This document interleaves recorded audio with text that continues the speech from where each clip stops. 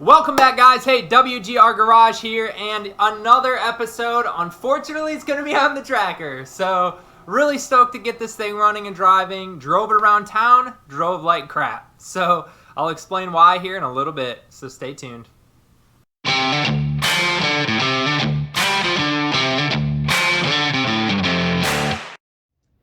Alrighty, guys, so the night before my terrible test drive, I actually slapped the rest of this tracker front end back together. So I put the headlights in, the fenders on, fixed that damage best I could, and so yeah, this is a quick video clips of those before we get into that 3-link front end. So check it out. Okay, guys, so one of the last things I got to do on this thing is fix this damaged area. So my headlight is supposed to mount to these, and I think it's supposed to be about 4 or 5 inches forward.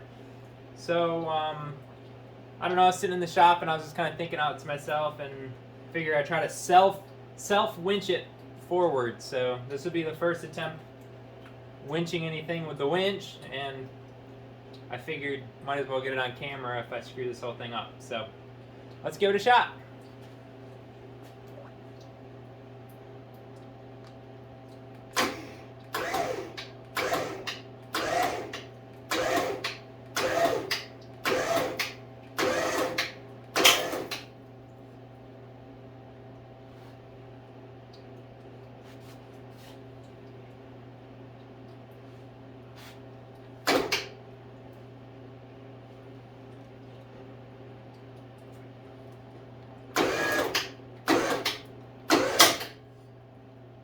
Bending the winch already.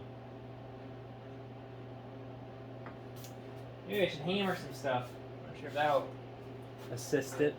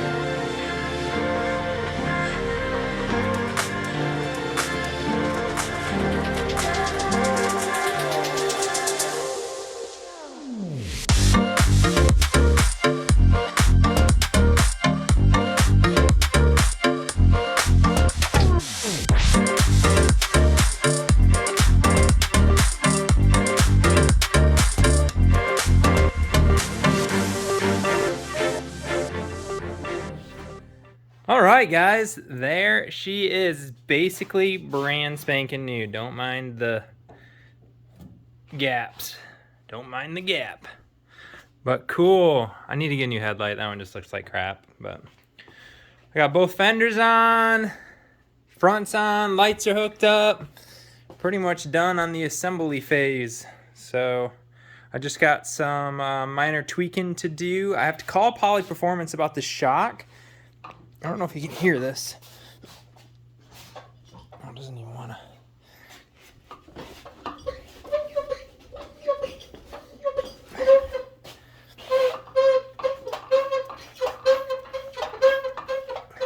I don't know what that noise is, but this air shock is screaming. So I don't know if they machined something wrong, or maybe the shaft is bent from the factory. I'm not sure. Or maybe something's too tight a tolerance, but the other side doesn't do it.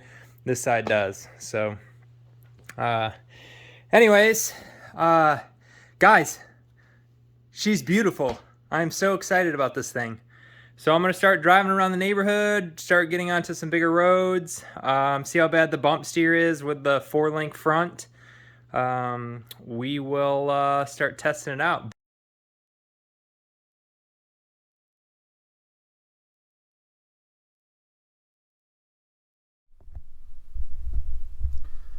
Alright guys, here is my beautiful 4-link on the front of this thing. It is set up super good. I'm very happy with it. Unfortunately, it does not do good with your mechanical steering. So I thought it wasn't going to be an issue. I've built a couple Jeeps with 4-link front, mechanical drag link, no panhard bar. And it drove pretty decent. This thing drives like crap. So we are going to do a 3-link in the front. So not very much past what we already have. I'm going to eliminate this upper link up here, pull it out, cut these tabs off, and start making brackets for a panhard bar, or a track bar. I think they're the same, track and panhard. I don't know, you tell me. But anyways, that's what's gonna happen because it drives like crap. So I was a little bummed about it and didn't think it was gonna be a big issue. Well, it is. So, oh well, let's get to cutting.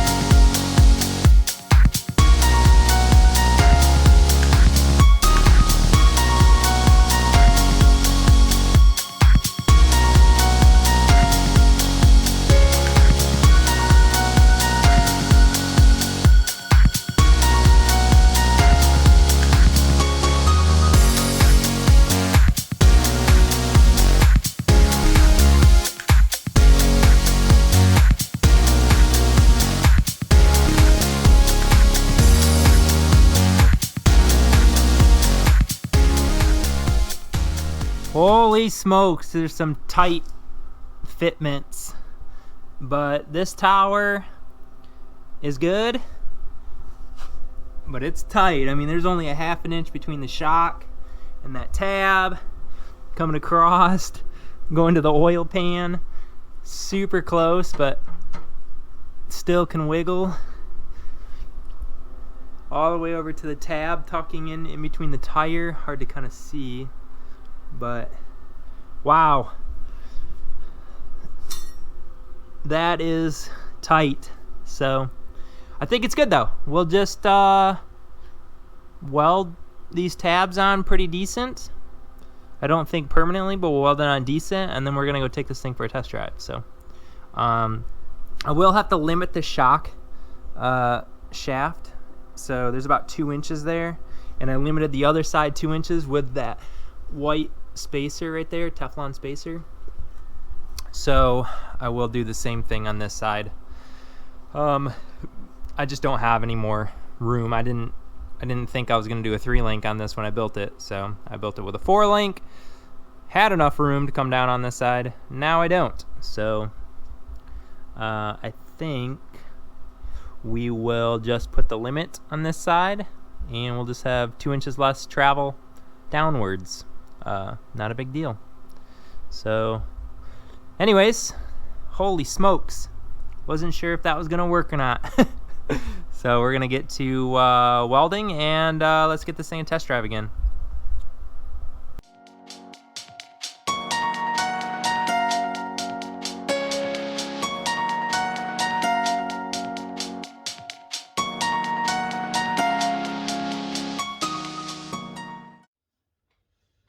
Well guys, and then this is where we hit another roadblock. So I kind of rednecked together a power steering line. I didn't have the correct one, so I spliced it with a field splice, which I've done before. The tracker power steering line and a Range Rover P38 steering line. So I spliced them together. And the P38 side, I cannot get that one to seal. The tracker side's perfect, but the P38 side, I cannot get to seal. So the tracker's broke down in the driveway. So they're not off to a good start on the tracker, but it was enough to get the dang thing out. And I did get to test drive the tracker, and it drove way better. No more bump steer. It really does track pretty well now. So unfortunately, I didn't get to put much time on it. I drove like 2 streets over and the dang thing blew up. So yeah, anyways, yep, need to get that Rockwell Jeep in the shop, and that's the next project. So if you like this video, as always, like, subscribe, share, do all that good stuff, and I'll keep them coming. So hope you guys enjoy it. Thanks.